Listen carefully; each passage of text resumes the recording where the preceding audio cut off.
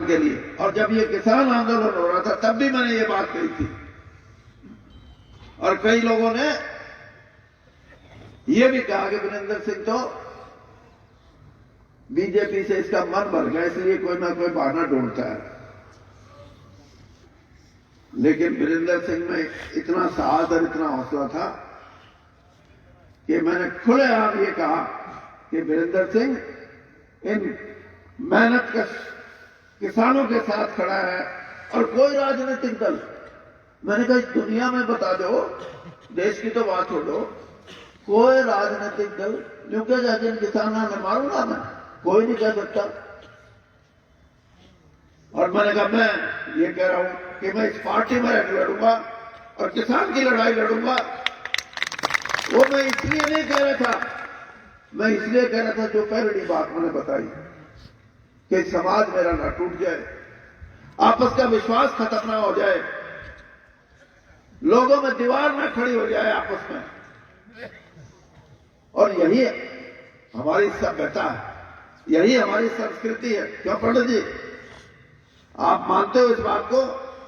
अगर इस संस्कृति को हम खत्म कर देंगे, हम अपने चाचा को चाचा नहीं कहेंगे, हम अपनी ताई को ताई नहीं कहेंगे, किसी भी जाति से है वो, तो मां बाप हो जाएगी। तो ये साहस हमारे लोगों में है, और कुछ तो हमें सीखना भी चाहिए। देखो हमारे सिख भाई आए पंजाब से,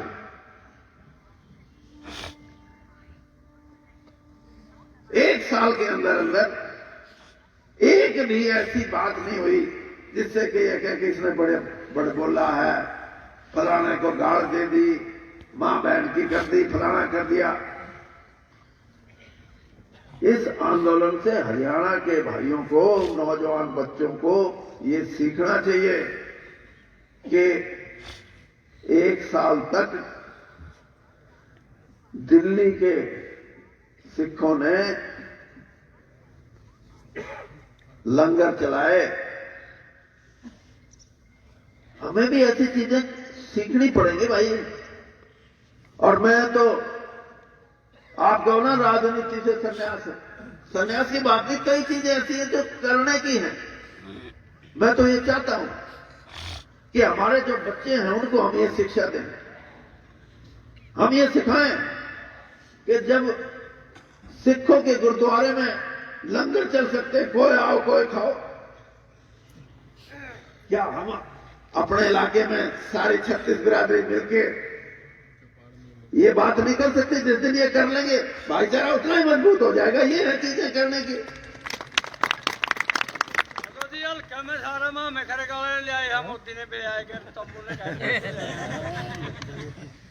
दूसरी बात जो मैं कहना चाहता हूं वो ये है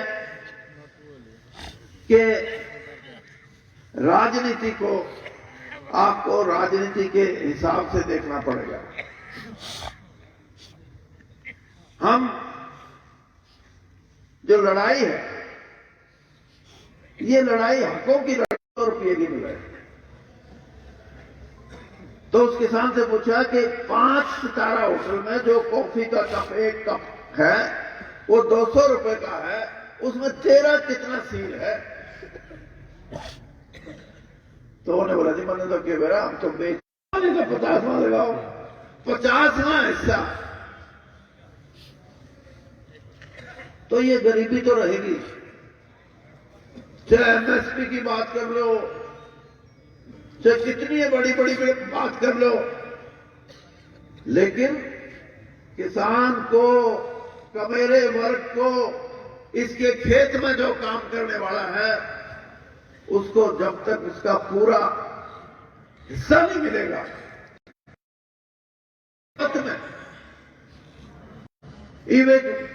अभी की बात है, कल की परसों की, ये इतर हुआ है ना, इतर तो जानते हो गए,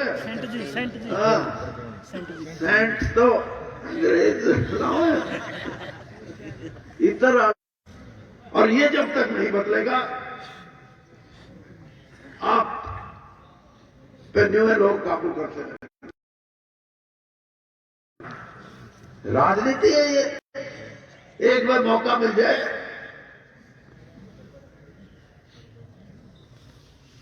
करोड़ों करोड़ों रुपए के मालिक हो जाते हैं। चाहे कोई चीफ मिनिस्टर बन जाओ, कई चीफ मिनिस्टर तो ऐसे है, मैं गई दोबारा बना नौकरी, वो रिटायर भी हो गई, कई मर भी लिए, लेकिन मैं अब भी जिंदा हूं और फिर भी 50 साल और फिर भी तुम लोग को लागे रहे लेकिन एक बात जरूर कहूंगा कि ये लड़ाई इस देश की धन दौलत, इस देश की माया, इस देश की संपत्ति में हर आदमी को ये लगे कि मेरा भी हिस्सा है, तब तो हम ये कहेंगे कि हम प्रजातंत्र में जी रहे हैं, लोगों का राज है। लेकिन अगर इतर वालों पे कैसे रहे, इतर वाले तो पकड़े गए, ये दारू के ठेकेदार हैं, इनको घाटा ही नहीं। हाँ, एक मेरे मिलने वाले थे, कोरोना आया ना, तो पंजाब हरियाणा के सारे ठेके कभी उनसे होते थे। टेलीफोन आया कि 2 भाई थे, 5 भाई हैं वो, अद्धी 2 पड़ गए कोरोना में। और एक दिन बैठ के आना, मैं कहा चलो परसों चलेंगे, तो परसों चलने तैयार हुआ तो फिर खबर आई को तीसरा भी मर गया। यानी पैसा, कभी ये ना सोचो कि पैसा आ गया तो सब कुछ हो जाएगा।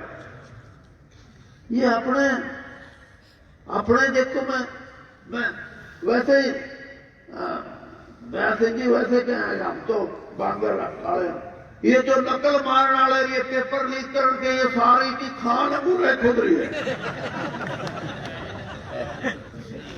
ये यानी ईमानदारी से ये बात मैं आज आपको कह के जाता हूं, इन चीजों से कभी भला नहीं हो सकता। ये चीजें हमें पीछे ले जाएंगी। जो लैब बना रखी है, एक लैब तो जम्मू में, एक मोदी जी जहां से एमपी हैं बनारस में। अरे बगा मारे वाला ने तो मैं नौकरी पर ला दिया कोई, और यमुना नगर बदली करा दी, तो ओढ़े तो ये जाओगा किस तरह, और आंगली पकड़ के ले जाएगा। लेकिन लैब ओढ़े तक बना ली तुमने, ऐसा मत करो। नौजवान पीढ़ी कभी माफ नहीं करेगी। इस चीज के खिलाफ भी हमारे को लड़ाई लड़नी पड़ेगी कि हमारे बच्चों को अच्छी शिक्षा दो, जहां शिक्षा की कमी है उसके लिए लड़ाई लड़ो। अच्छे मास्टर हो, अच्छे प्रोफेसर हो, तब हम अपने इलाके की तरक्की कर सकते हैं। ना तो वो चोर डकैत तो हर जगह हो रहा है। पहला चोरी बंदूका से करा करते, ये पेपर लीक करके ₹100 भी उतना ही है। एक आदमी बोला जी वो तेरे दोहराया था, उसका छोरा पकड़ा गया, तने उस पर गौर नहीं करी, वो तो रूस रहा। मगा यही राजनीति में कमी है कि राजनेता पाप को भी ये कहते कोई बात नहीं, पाप करना और उस पाप को देखते रहो, कहां की राजनीति है। तो भाई दोष हमारे में है कहीं ना कहीं, हम कहीं दोषी हैं, इसलिए कि पिछले चुनाव में सुन लिया कि आया सीएम। प्रोपेगेंडा करने वाले कौन? जो इस तरह के पेपर लीक मौज हो जाएगी। हाँ, दारू वाले ठेकेदार, गांव में ईंट लागो ना लागो, ठेका इसको ही देना है।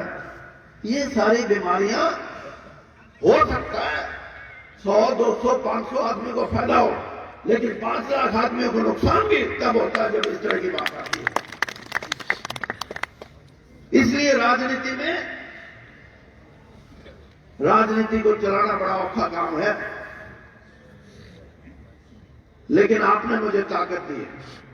मेरे मन में ये बात है और मैं आप को एक बात कहता हूं कि वीरेंद्र सिंह एक बार अटल बिहारी वाजपेयी जी से पूछ लिया किसी ने कि जी आप रिटायर हो गए, तो वाजपेयी जी, अंग्रेजी में है ये, वाजपेयी जी कहने लगे I am retired but not tired.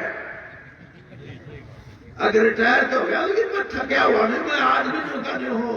ये वाजपेयी जी ने कहा, अगर मैं भी वही कह रहा हूं। हाँ, किसी का इंतजाम करना हुआ करते थे। हाँ, और ये भी बता दूं आपको कि मेरे साथियों ने कहा था, और मैं ये पड़ोसी नारायण जी भी बोल रहे थे कि हम आपका 25 मार्च को मेरा जन्मदिन है, 76 साल का हो जाऊंगा मैं, और उस दिन हमने ये प्रोग्राम बनाया है कि हम आज तो आप उचाड़े के आए हो, उस दिन मैं अपने हरियाणा के सब साथियों को बुलाऊंगा। आपको याद हो जिस दिन मैंने कांग्रेस से बीजेपी में मैं आया था, उस दिन मैंने ये कहा था कि 17,000 मेरे साथी आज बीजेपी में आए हैं, और मैं इस ऊपर वाले के आशीर्वाद से ये बात कहता हूं कि किसी साथी ने यूं भी नहीं पूछा जो क्यों करो जी। ये मेरा और आपका मेरा जो संबंध है, जो प्रेम है, जो विश्वास है, वो उसकी उपज है ये। ना तो नेता पे तो हर आदमी सवाल उठाता है कि बीजेपी ने तो मुसलमान तो वोट नहीं देते। किसी मेरे मुसलमान साथी ने ये नहीं कहा, वो कहने लगे हम तो वीरेंद्र सिंह के साथ है, ठीक है। तो ये विश्वास हम हरियाणा के सारे साथियों को उस दिन इकट्ठा करेंगे और एक सम्मेलन करेंगे, और सम्मेलन ऐसा करेंगे जिसमें राजनीति में जो युवा पीढ़ी है उसकी जो सोच है, वो आज की युवा पीढ़ी की ये सोच नहीं जो हमारी उम्र वाले या हमारे से पहले वाले थे। आज की तो नहीं कहे हथेली पे जमा दे तो जमाना है नाम, तो वो हथेली पे कैसे जमे, कैसे लोगों के दुख निवारण हो, कैसे समस्याओं का समाधान हो, ये बातें मेरे मन में घूमती हैं। कई बार मैं सोचता हूं कि जैसे किसान धरती थोड़ी थोड़ी रहेगी, कई तो बताते भी नहीं क्योंकि बताने जोगे रहे नहीं, आधे किले तक भी बता दे, आधे भी थोड़ा जा लिया तो फिर क्या बताओगे। मैं ये सोचता हूं कि कभी ऐसी सोच पैदा हो इस देश में। ये जितना बड़ा देश है ना, इस देश में सिर्फ 38% धरती पर खेती होती है, सिर्फ 38%, और 12% पे ये घर है, मकान है, फैक्ट्री है, सड़क है, पड़क है। 38 है 12, 50, और 50% ऐसे है जो इधर खाली पड़ी है। अगर दाल लग जाए तो आपको याद है एक बार 1962 में जब चीन से हमारी लड़ाई हुई थी, उस टाइम जो भी फौजी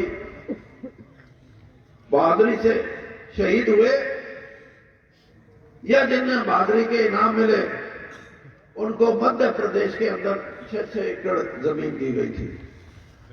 मैं ये सोचता हूं कि कभी ऐसा वक्त भी आए कि हम 5 साल के अंदर कम से कम अपने 5 लाख साथियों को इस तरह बढ़ा दें, भाई तने खेती करनी है तो आ जा आगे, और पेपर लीक करना है तो नहीं हो जा। ऐसी बढ़ सकती है ये युवा धरती जिसमें ये कुछ नहीं होता। हरियाणा सरकार उसको खरीदे और वहां किसानों को भेज दे। मैं तो छत्तीसगढ़ में जाता हूं कई बार, ईमानदारी की बात है, वहां का जो किसान है अपने बहुत जा रहे हैं।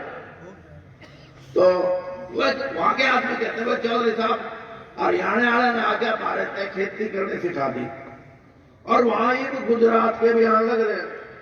गुजरातियों के लिए जो कहेंगे इनने खेती में कमाना सिखा दिया, क्योंकि उनका तो अमरूद भी 1 किलो का गुजरातियों का अपना दौड़ है, और अपने को बनाता नहीं। यूं बोलो, यूं काट के वो बोलो, धीरे बोलो। तो ये एक सोच का हिस्सा बताता हूं कि जो खेती करने वाला किसान है उसको आज खेती में मजा इसलिए नहीं आता कि धरती नहीं है,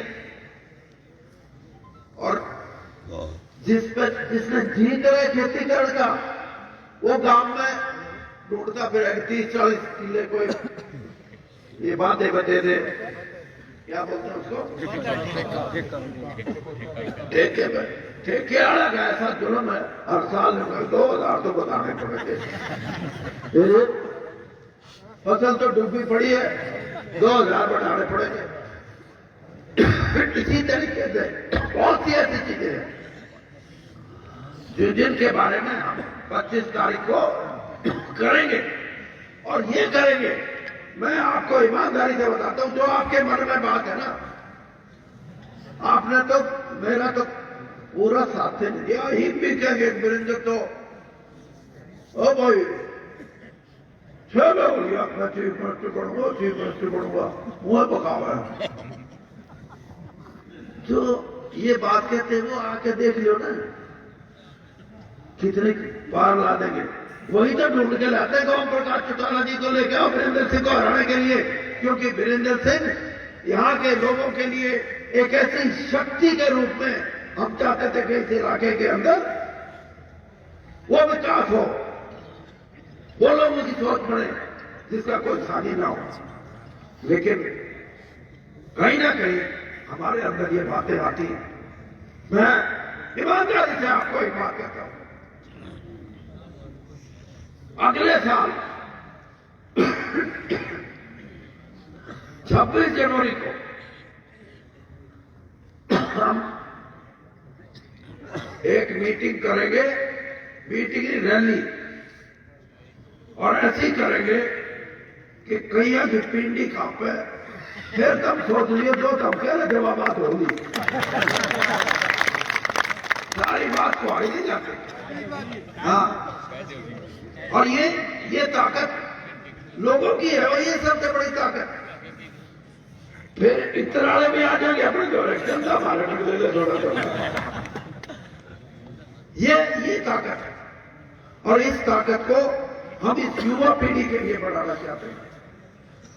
मैं तो जैसे मैंने बताया 75 का हूं, 3 महीने बाद 76 का भी हो जाऊंगा। लेकिन एक बात मैं हमेशा आज आपके बीच में कह के जा रहा हूं कि गरीब की लड़ाई और किसान की लड़ाई, वीरेंद्र सिंह को किसी से लड़नी पड़े मैं पीछे नहीं हटूंगा, आपकी लड़ाई वैसे लड़ूंगा। और ये युवा साथियों से भी मैं ये कहना चाहूंगा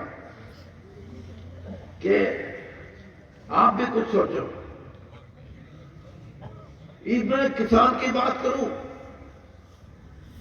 और ये युवा आजकल लोग चल रहे हैं ना, क्या व्हाट्सएप, वीरेंद्र सिंह बयान तो देते हैं बीजेपी छोड़ दो।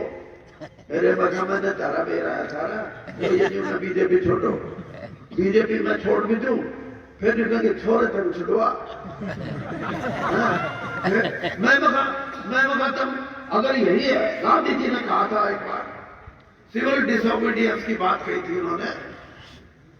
मैंने कहा मैं समझे जो ये बात कहते ना, तारे घर में कोई सिपाही भी लग रहा होगा, तारे घर में कोई मास्टर भी लग रहा होगा, पहले तो उससे पूछो भाई किसान आंदोलन में तेरा भी इस्तीफा चाहिए। मगर जो मेरा बेटा तो 21 साल IAS में नौकरी करके आया, और मैंने उसको ये कहा कि वीरेंद्र सिंह, मैं एक बात चाहता हूं कि ये लड़ाई अभी खत्म नहीं हुई है। इस लड़ाई को मैंने तो सारा तो लाया है, लेकिन मैं जिस जगह ले जाना चाहता था वहां लड़ाई पहुंची थी। मैंने कहा भाई तुम अगर नौकरी छोड़ता हो तो मैं वहां तेरे लिए मैं टिकट मांग सकता हूं, IAS की नौकरी, और वो भी 21 साल कमिश्नर रैंक की बात हो। उसने कहा मैं तैयार हूं। और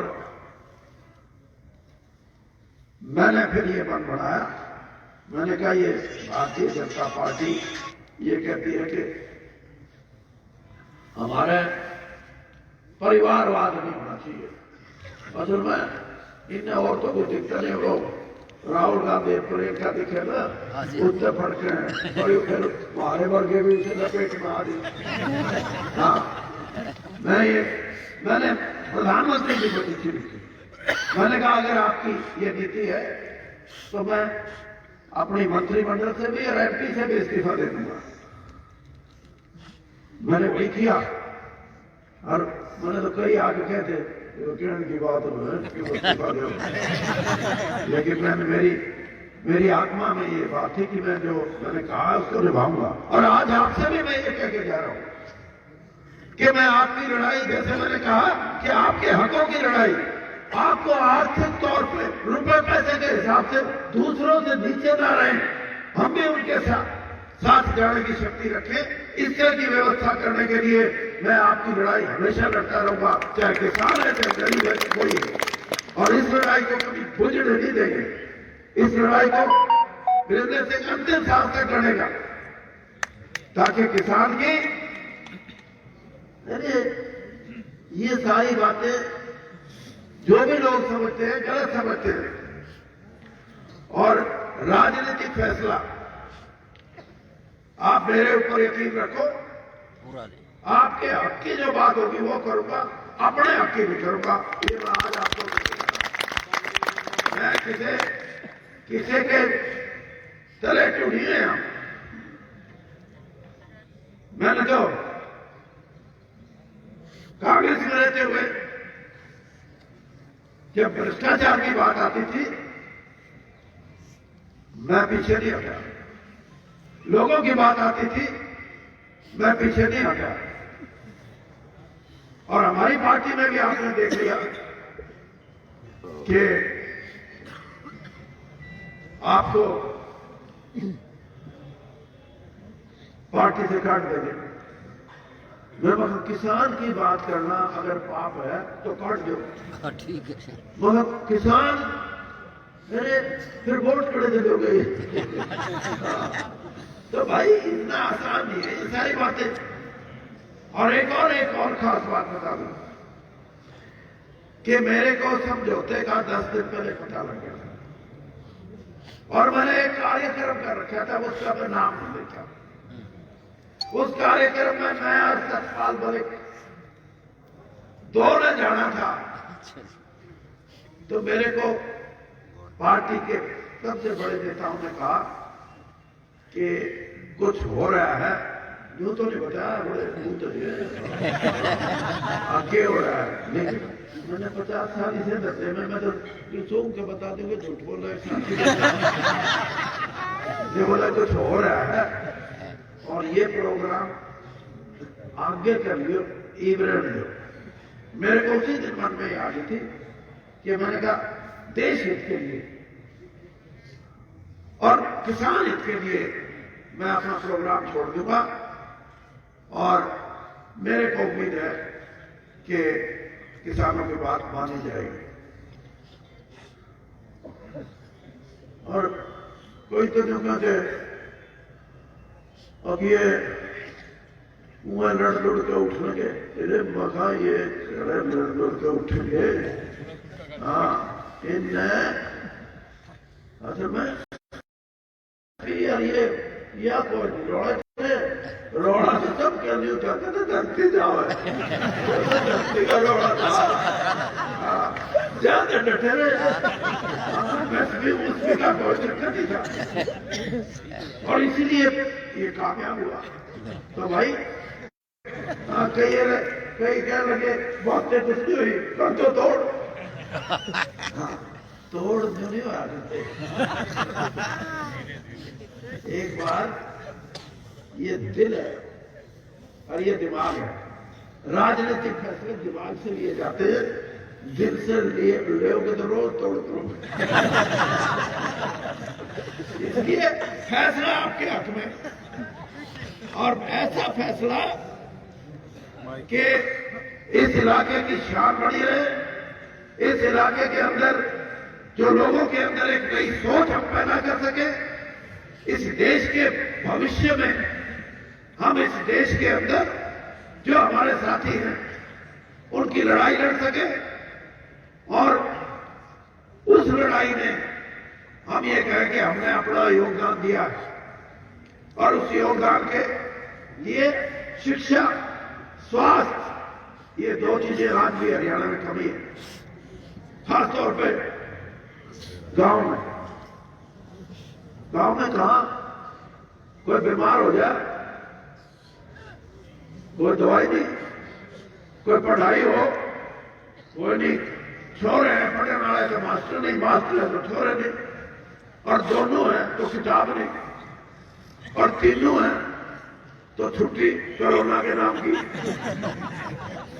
तो इसलिए ये कमियां भी दूर करने की, लेकिन ये तभी हो सकती है जब आप लोगों का विश्वास बना रहे, और ये विश्वास मैं अपने लिए नहीं कहता, मैं अपने उन लाखों नौजवान बेटों के लिए कहता हूं जिनको आज एक उच्च शिक्षा की, एक अच्छी शिक्षा की, क्वालिटी एजुकेशन की जरूरत है, एक अच्छे स्वास्थ्य की जरूरत है। और ये बातें करने के लिए आप हमारे साथ हमेशा रहे हैं, रहोगे, और ये भी याद रखना कि वीरेंद्र सिंह आपकी बातों को लेके जहां तक जा सकता है वहां तक पहुंचेगा। कभी आपको ये नहीं होगा कि आपसे कोई आपने किसी चीज में कसर छोड़ दी। इसीलिए मैं कहता हूं कि आप धरती पुत्र हो, और आपको ये समझ लेना चाहिए कि आपके दुश्मन ज्यादा हैं, आपके दोस्त हैं नहीं। मैंने तो कम तो है नहीं सारे। इसलिए अपने हकों की लड़ाई आप लड़ोगे, और वो लड़ाई में आपको कामयाबी मिलेगी, यहाँ एकता आएगी, और यहाँ हम मिलके अपने इलाके का विकास करेंगे। इन शब्दों के साथ नए साल की फिर बहुत बहुत आपको